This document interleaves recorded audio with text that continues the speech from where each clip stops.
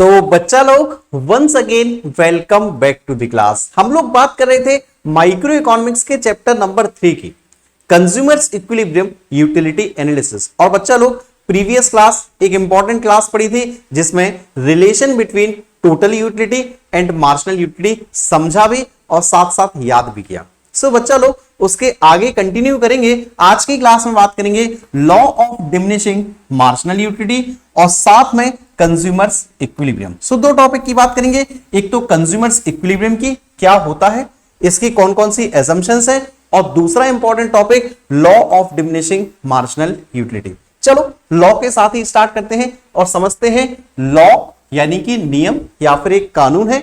किस चीज का नियम है? डिमिनिशिंग। बच्चे डिमिनिशिंग वर्ड याद है क्या? जिसे हम लोग डिक्रीज भी बोलते थे, यानी कि कम होना। क्या कम हो रहा है? Marginal utility, MU. ये एक ऐसा नियम है, ऐसा कानून है जिसमें मार्जिनल यूटिलिटी डिमिनिश होगा, डिक्रीज होगा हमेशा। ठीक है बच्चा लोग, शायद ये टेबल डायग्राम देख के याद तो आ रहा होगा।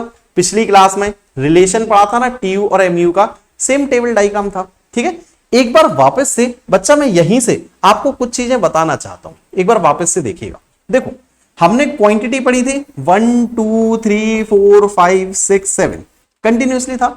टोटल यूटिलिटी में क्या पढ़ा था कि भैया ये आपका इंक्रीज इंक्रीज इंक्रीज इंक्रीज होगा, एक टाइम पे कांस्टेंट होगा, फिर आपका डिक्रीज होगा। टीयू, अभी हमें टीयू से मतलब नहीं है, लॉ किसके पे बेस्ड है? एमयू यानी मार्जिनल यूटिलिटी पे। अभी जरा इस पर फोकस करना क्योंकि ये यहां से हमें इंपॉर्टेंट फैक्टर है। जरा इसका बिहेवियर देखना। ठीक है, एमयू देखोगे 10 से 8 decrease decrease decrease decrease decrease, 0 और एक टाइम पे निगेटिव, 0 और फिर निगेटिव भी, बट एमयू हमेशा क्या हो रहा है? डिक्रीज हो रहा है। यही तो लॉ है ना, लॉ ऑफ डिमिनिशिंग यानी कि डिक्रीजिंग मार्जिनल यूटिलिटी। और बच्चा टेबल के हिसाब से भी डिमिनिश डिमिनिश डिमिनिश। ठीक है, ऐसे ही हमने डायग्राम में भी पढ़ा था। डायग्राम देखो, ऊपर से स्टार्ट हुआ तो diminish diminish diminish diminish diminish और 0 और फिर नेगेटिव, यानी मार्जिनल यूटिलिटी हमेशा क्या हो रहा है? डिमिनिश हो रहा है, कम हो रहा है। ठीक है, अब बच्चा ऐसा आखिर हो क्यों रहा है ना? क्योंकि यार डिमिनिश तो हो रहा है, टेबल डायग्राम तो हम समझ गए, बट थोड़ा सा प्रैक्टिकल अगर हम लोग जाते हैं।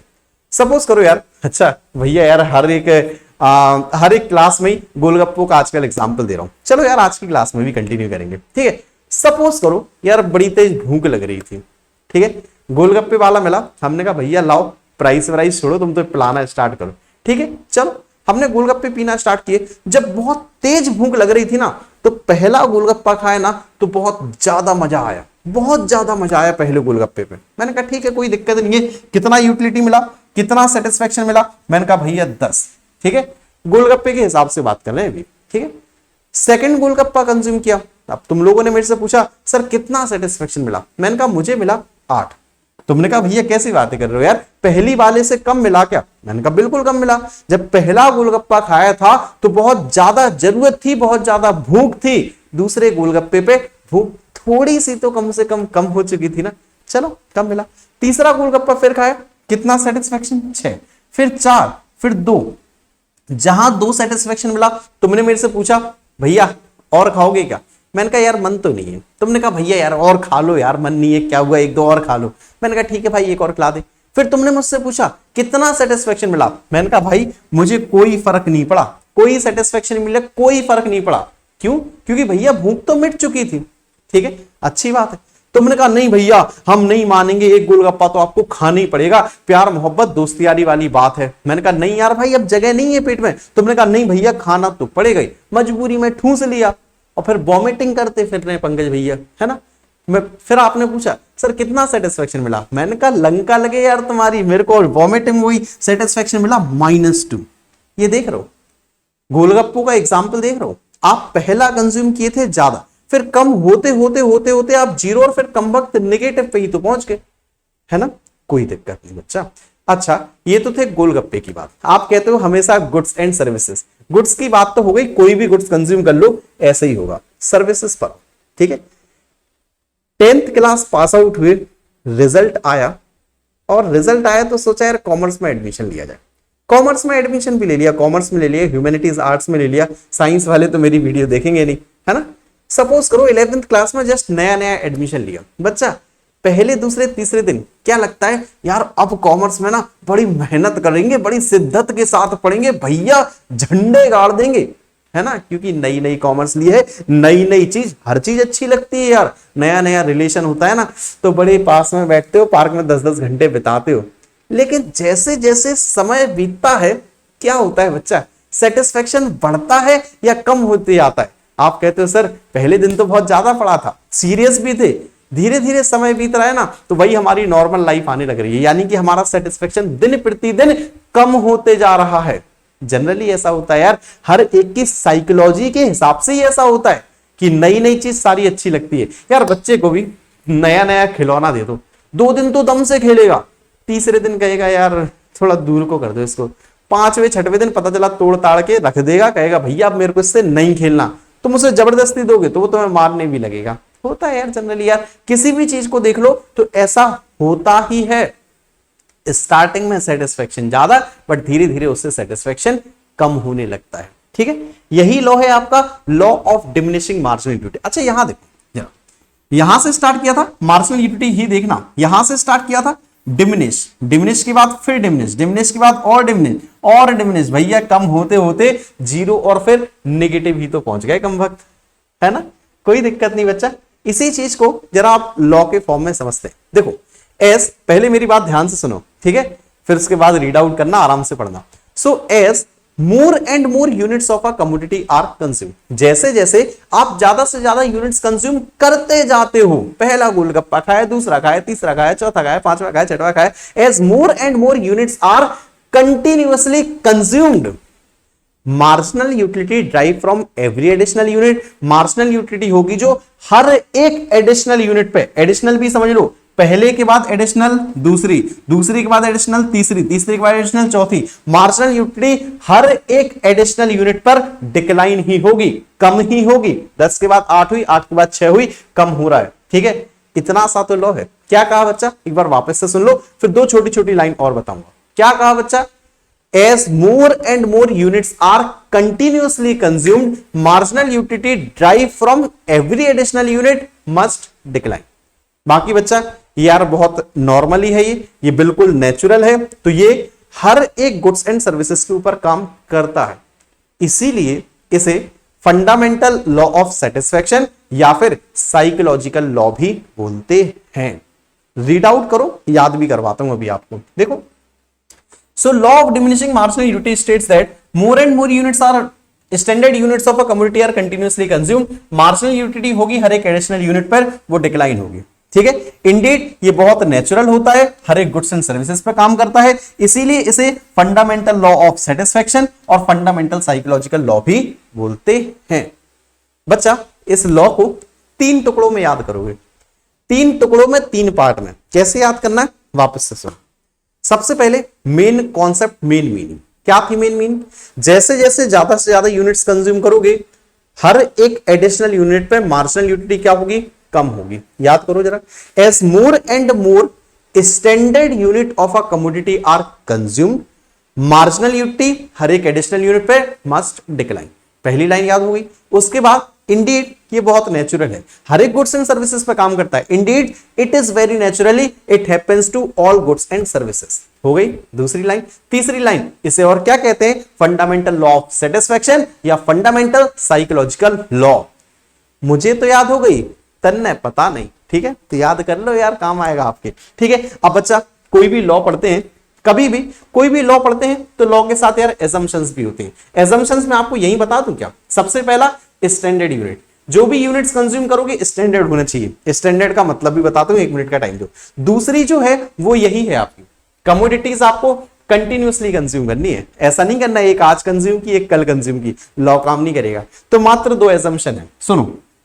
सबसे पहला स्टैंडर्ड यूनिट कंज्यूम करना है। स्टैंडर्ड का मतलब एक प्रॉपर यूनिट्स होनी चाहिए जिसे आप मेजर कर सको, या कह सकते हैं भैया जो भी यूनिट्स लो ना इक्वल लेनी चाहिए। ऐसा नहीं लेना भैया पहला गोलगप्पा आपने बिल्कुल इत्तू सा ले लिया, दूसरा गोलगप्पा बड़ा ले लिया, तीसरा फिर छोटा सा ले लिया, गड़बड़ हो जाएगा यार, लॉ काम नहीं करेगा।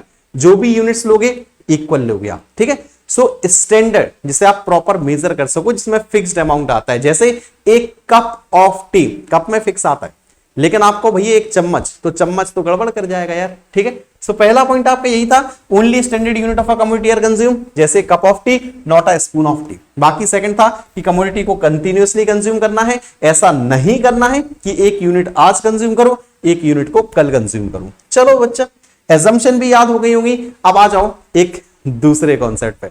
बट अच्छा, आप लोग कहोगे सर जब भी कोई लॉ बताते हो आप तो ज्यादातर तो यार डायग्राम भी बताते हो, एजम्पशंस तो बता दी, लॉ बता दिया, डायग्राम नहीं बताया। अरे भैया क्यों रोते हो यार, ये क्या था, ये क्या था? मार्जिनल यूटिलिटी, सिर्फ इतना डायग्राम नहीं बना पाओगे।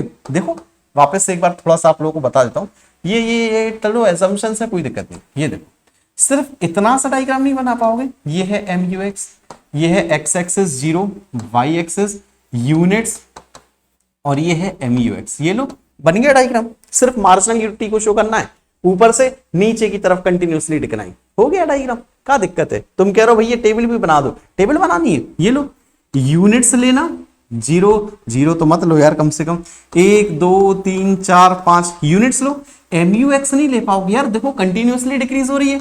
10 लो, 8 लो, फिर 5 लो, फिर 2 ले लो, फिर 0 ले लो, फिर एक और छटवा करके माइनस का 2 ले लो। क्या दिक्कत है यार, है ना। सो टेबल डायग्राम बिल्कुल सिंपल है एकदम, ठीक है। अब आ जाओ, सो अब आ जाओ कंज्यूमर्स इक्विलिब्रियम। आ गए क्या भाई? बिल्कुल आ गए। So concept of consumers equilibrium. देखो बच्चा यार, कुछ पहले ही पार्ट में कंज्यूमर के बारे में तो समझ चुके थे, कंज्यूमर कौन होता है। अभी इक्विलिब्रियम, इक्विलिब्रियम का मतलब क्या है? इक्विलिब्रियम बोले तो maximum satisfaction point, maximum satisfaction point. अब ये बताओ आपके लिए मैक्सिमम सेटिस्फेक्शन पॉइंट कौन सा होता है? आपको कब मैक्सिमम सेटिस्फेक्शन मिलता है? आप कहोगे सर सेटिस्फेक्शन हमें ज्यादा तभी मिलता है जब हमारे पैसे तो कम खर्च हो, लेकिन गुड्स एंड सर्विसेज हमें ज्यादा की मिल जाए, तभी तो होता है ना सेटिस्फाइड। अच्छा, ये पेन देखा सर हमने, आपका ये पेन देखा, बड़ा अच्छा लगा हमें, है ना। ये पीछे क्या आ गया भाई, ये लो। सो हमने ये पेन देखा, आपका पेन देखा, हमें बड़ा अच्छा लगा। हमने सोचा काश ये 100 रुपए तक का होता तो हम खरीद लेते, है ना। मार्केट में गए, पता किया कि भाई ये वाली कंपनी का पेन दे दो।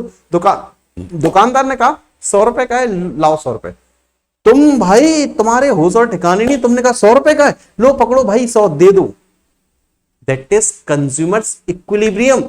जो आपने एक्सपेक्ट किया था कि इतने का हो तो मैं ले लूंगा, वाकई उतने ही में मिल जाए, इक्विलिब्रियम, है ना। सो देखो यार, जब कंज्यूमर की इनकम गिवन हो, अब जरा बात ध्यान दीजिएगा, जब कंज्यूमर की इनकम गिवन हो और आपको मार्केट प्राइसेस ऑफ गुड्स दे रखे हो कि भैया गुड्स के इतने इतने प्राइसेस चल रहे हैं, 2 गुड्स हो 3 गुड्स हो जितने भी हो। सो इनकम है, मार्केट प्राइस ऑफ 2 गुड्स है, 2 मान के चलोगे, ठीक है। अब आप अपने खर्चों को, एक्सपेंडिचर को इस प्रकार से प्लान करोगे कि आपको मैक्सिमम सेटिस्फेक्शन हो, वो कंडीशन कंज्यूमर्स इक्विलिब्रियम कहलाती है। बार बार कहूंगा, condition of maximum satisfaction, situation of maximum satisfaction, that is consumers equilibrium यार। सो कंज्यूमर्स इक्विलिब्रियम क्या है? वापस से बच्चा, when given his income and market price of 2 goods, he plans his expenditure in such a manner that he maximizes his total satisfaction। कोई दिक्कत है क्या भाई? कंज्यूमर इक्विलिब्रियम में कोई दिक्कत है क्या? कंज्यूमर मैक्सिमम सेटिस्फाइड कब होगा? जब उसे मैक्सिमम से मैक्सिमम सेटिस्फेक्शन मिल रहा हो। इक्विलिब्रियम में कब होगा? जब उसे मैक्सिमम सेटिस्फेक्शन मिलेगा। आओ रीड आउट भी करो जरा।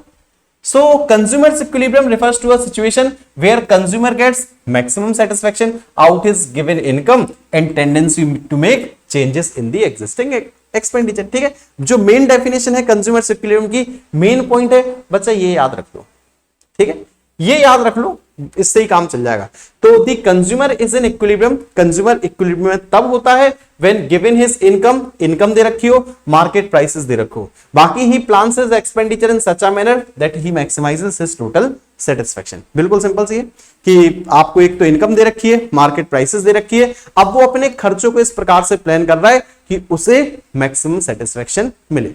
सिंपल सी बात है। बाकी एक और रीड आउट करनी है तो यार पीडीएफ आपको मिल जाएगी, रीड आउट करते रहना। चलो एक छोटा सा कॉन्सेप्ट और है, आखिरी और है, ज्यादा नहीं चाटूंगा यार, ज्यादा प्राण नहीं खाऊंगा आपका, बस ये टॉपिक और पढ़ लो। देखो, assumptions related to consumers equilibrium। अब बच्चा कंज्यूमर्स इक्विलिब्रियम से रिलेटेड कौन कौन सी एजम्पशंस हैं जो आपको मान के चलनी है कि ऐसा हो गई होगा। सो सिंपल से पॉइंट है, पहला पॉइंट आप मान के चलोगे जो कंज्यूमर होगा वो रेशनल कंज्यूमर होगा। अब आप कहोगे सर ये कौन सा कंज्यूमर होता है? बच्चा वो कंज्यूमर जो अपने इकोनॉमिक डिसीजंस ठीक तरीके से लेता है वो रेशनल कंज्यूमर कहलाता है। ऐसा नहीं है कि भैया एक ऐसे कंज्यूमर को पकड़ लाए जो बहुत ज्यादा हवाबाजी करता हो। हवाबाजी समझते हो? मतलब कोई मतलब ही नहीं है यार, कहीं पे भी पैसे उड़ा दिए ना। आप मान के चलोगे एक रेशनल कंज्यूमर होगा, एक वो कंज्यूमर होगा जो अपने डिसीजंस बहुत सोच समझ के लेता है, जो भाई थोड़ा सा इकोनॉमिकल होता है, जो गुड्स एंड सर्विसेज की प्राइसेस को समझकर चलता है।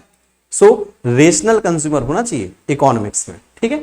सेकंड पर आओ, कार्डिनल यूटिलिटी। ये तो हमेशा मान के ही चलना है वरना चैप्टर ही नहीं पढ़ पाओगे। तो आप मान के चलोगे कि आप यूटिलिटी को, सेटिस्फैक्शन को नंबर टर्म्स में मेजर करोगे, ठीक है।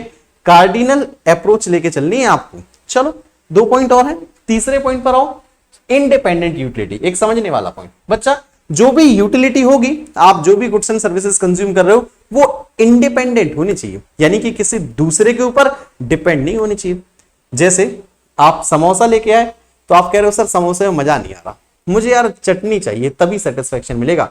मैं कहूंगा नालायक को पिट जाओगे, मेरे इकोनॉमिक्स की थ्योरी गलत हो जाएंगी। जो भी आप गुड्स लो वो किसी दूसरे पे डिपेंड ना हो। जैसे यहां समोसा डिपेंड है ना चटनी पे, डिपेंड नहीं चाहिए मेरे को, ठीक है। इंडिपेंडेंट यूटिलिटी चाहिए, इंडिपेंडेंट। चलो एक लास्ट पॉइंट और है, मार्जिनल यूटिलिटी ऑफ जो मनी है वो आपकी कांस्टेंट है। तो आप मान के चलोगे कि आप जो खर्च करोगे रुपए, वो उसकी जो मार्जिनल यूटिलिटी ऑफ मनी है वो कांस्टेंट रहेगी। आप कहोगे सिर्फ थोड़ा समझ में नहीं आया, एक्सप्लेन कर दो। बच्चा वैसे तो यार इस पॉइंट के बारे में ना मेरे को नेक्स्ट क्लास में आपको डिटेल में समझाना है, बट फिर भी समझ लो। देखो यार, जब भी हम लोग रुपए खर्च करते हैं ना, सपोज करो मैं सोच रहा हूं 1 रुपए अगर मैं खर्च करूंगा तो कम से कम 1 रुपए में मुझे कितना सेटिस्फेक्शन मिलना चाहिए? 4 यूटिल्स, 5 यूटिल्स, 1 यूटिल्स, 2 यूटिल्स, मान के चलो। मैंने माना कि अगर मैं अपना 1 रुपए भी खर्च करूंगा तो मुझे कम से कम 4 यूटिल्स तो मिलने चाहिए। मैं कोई भी गुड्स एंड सर्विसेज पे खर्च करूं, 1 रुपए भी खर्च करूंगा तो मुझे जब तक 4 यूटिल्स नहीं मिलेंगे मैं खर्च नहीं करूंगा। तो जो मार्जिनल यूटिलिटी ऑफ मनी है ना, जो आप मान के चल रहे हो कि 1 रुपए खर्च करने पे 4 यूटिल्स मिलने चाहिए, वो बच्चा कांस्टेंट होना चाहिए। ऐसा ना हो पहला गुड्स कंज्यूम किया तो कुछ और माना, दूसरे पे कुछ और मान लिया, गड़बड़ हो जाएगा, ठीक है। तो ये था बच्चा कंज्यूमर इक्विलिब्रियम और यही था law of diminishing marginal utility. So आज की क्लास बहुत पका दिए, इससे ज्यादा नहीं पकाऊंगा। तो बच्चा लोग फिलहाल आज की क्लास में इतना ही। और हाँ, आप लोग टुनटुनाते हो, रोते भी हो, खासकर पिनपिनाते भी हो कि सर कम से कम पीडीएफ तो दे दो। तो परेशान नहीं होना यार, सेव कर लेने दो बस मेरे को ऐप अपलोड्स, और ये लो भाई थर्ड पार्ट, ठीक है। बाकी पीडीएफ कहां मिलेगी? Jhansi institute of commerce play store app पर जाओगे, इंस्टॉल करोगे, पेड कोर्सेज में जाओगे, सुन लो क्या क्या मिलेगा वहां। एक तो ये सारे वीडियो लेक्चर्स मिलेंगे, बढ़िया एचडी क्वालिटी में मिलेंगे, डाउनलोड भी कर सकते हो और बहुत कम इंटरनेट खर्च होगा, बिना किसी एडवर्टाइजमेंट की होंगी ये सारे वीडियो लेक्चर्स। इसके साथ में पीडीएफ नोट्स होंगे बच्चा, हजारों मल्टीपल चॉइस क्वेश्चंस भी हैं, और मैं वहां पर लाइव डाउट क्लियरिंग सेशंस भी लेता हूं, पर्सनल मेंटरशिप, गाइडेंस, बहुत कुछ होगा, ठीक है। फीस भी है थोड़ी सी यार, क्योंकि जब भी कोई कोर्स क्रिएट करते हैं ना एक मिनिमम फीस भी रखनी पड़ती है हमें। सो फीस है ओनली 1200 रुपीज पूरे साल की, 1200 रुपए, 100 रुपए महीने। इतना भी अगर ना कर पाओ तो बेकार है। बाकी बच्चा लोग चैनल को सब्सक्राइब नहीं किया अब कर लो, वीडियो को लाइक भी कर दो। बाकी फेसबुक, इंस्टाग्राम, टेलीग्राम, हर चीज की लिंक आपको डिस्क्रिप्शन में दे रखी है, आप जाके ज्वाइन कर सकते हो। बाकी बच्चा लोग आज की क्लास अटेंड करने के लिए आप सभी का ढेर सारा धन्यवाद। मिलता हूं बहुत ही जल्द नेक्स्ट क्लास में।